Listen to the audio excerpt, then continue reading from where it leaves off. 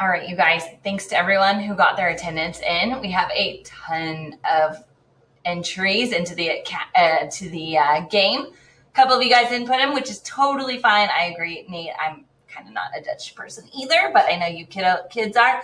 And then it was between 1 and 1,000 angels, so we are going to draw next week again. So just keep it between 1 and 1,000 if you want a shot at it. But awesome. You guys did a great job getting that attendance in. So what I did is you can see all the different class periods, and I just did it by number. So over here, we've got the random number generator.